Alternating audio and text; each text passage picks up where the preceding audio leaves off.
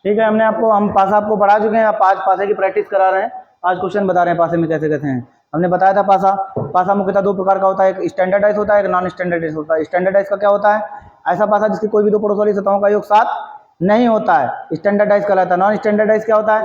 ऐसा पासा जिसकी कोई भी दो पड़ोस वाली सतहों का योग 7 होता है, नॉन स्टैंडर्डाइज कहलाता है। नॉन स्टैंडर्डाइज में 3 कंडीशन होती है। पहला, जब एक सतह कॉमन, जब दो सतह कॉमन, जब एक भी सतह कॉमन ना हो। ठीक है, आज हम प्रैक्टिस करा रहे हैं। उन्हें देखिए पूछा है, पासा दे गया है, इसमें बिंदी दी गई है 1 3 6, 2 3 और 5। उन्हें पूछा दो के विपरीत क्या होगा, तो दो देखिए कहां पे दिख रहा है, इसमें दो यहां दिख रहा है, इसमें दोनों पासे में कॉमन सतह कौन सी दिख रही है? 3 और 3। जहां से दिख रहा है वहां से क्लॉकवाइज घुमाओ ऐसे। तो यहां देखो घुमा रहे हैं इस पासे घुमा रहे हैं 3 6 1, 3 6 1। तो इसमें कितना हो गया? 3 5 2, 3 5 2। 3 के अपोजिट 5 के अपोजिट 6, 6 के अपोजिट 5, 1 के अपोजिट 2, 2 के अपोजिट 1, 3 के अपोजिट 4। जो सतह नहीं दिखती वही 3 के अपोजिट होगी। ठीक है, तो 2 के विपरीत क्या होगा? 1। आंसर। बात समझ रहे हैं? ठीक, अगला देखो दूसरा क्वेश्चन उसने पूछा क्या है। पासे की 3 स्थितियां दी गई, 4 स्थितियां दी गई हैं, 1 2 3 और 4। ये 4 पासे की स्थितियां दी गई हैं। उसने पासे की 4 स्थितियां बताई गई हैं। उसने पूछा क्या 3 के विपरीत बताएं क्या होता है। तो हमें देखना है 3 के पड़ोस में कौन कौन है। देखिए हमने बताया था जब दो सतह कॉमन हो तीसरी सतह अपने आप अपोजिट हो जाती है। देखिए यहाँ पे 5 6 5 6, 3 के अपोजिट क्या होगा? 4। तो 3 के अपोजिट 4। आंसर। ठीक है, आप डायरेक्ट देखते ही आंसर बना देंगे। क्वेश्चन नंबर देखें, इसमें उसने क्या पूछा है? इसमें देखिए पूछा उसने, क्वेश्चन नंबर दिया है तीसरा वाला, 4 3 2 2 3 1 3 5 और उसने दिया 1। उसने पूछा 3 के अपोजिट क्या होगा? 3 के अपोजिट क्या है? 3 के अपोजिट क्या है? तो देखिए पहले पासे में देखते हैं हम 3 3 2 4 3 2 1 3 5 1। कभी भी पड़ोस वाली सतह कभी भी विपरीत सतह नहीं हो सकती। इसमें देखिए कौन नहीं दिख रहा है, इसमें तीनों पासे में कौन नहीं दिख रहा? 6। तो 3 के अपोजिट क्या होगा? आंसर।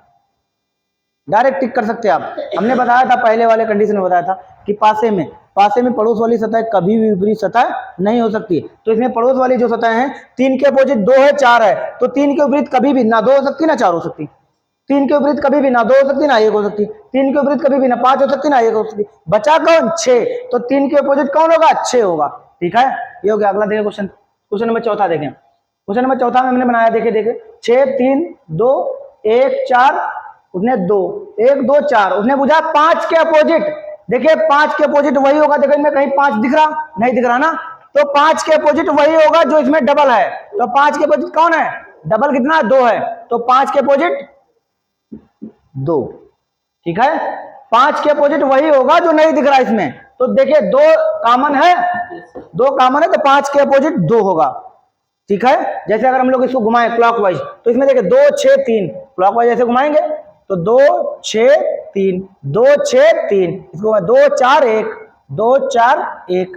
3 के अपोजिट 1 1 के अपोजिट 3, 3 के अपोजिट 1 1 के अपोजिट 3, 6 के अपोजिट 4 4 के अपोजिट 6, 2 के अपोजिट 5, क्योंकि 5 नहीं दिख रहा, इसलिए। बात समझ पा रहे हैं? 5 नहीं दिख रहा। अब अगला क्वेश्चन देखिए, इसमें क्वेश्चन नंबर 5 देखा जाए। 5 में पासे की 3 स्थितियां दिखाई गई हैं। पासे की 3 स्थितियां दिखाई गई हैं। आप पासे को देखते ही टिक कर सकते हैं कि पासा कैसा है। बस सबसे पहली कंडीशन पासे में करना क्या है, आपको सबसे पहला पासा पहचानना है कौन से किस तरीके का पासा है, स्टैंडर्डाइज है कि नॉन स्टैंडर्डाइज है। स्टैंडर्डाइज में खास बात है कि अपोजिट फेसिस का योग 7 होता है।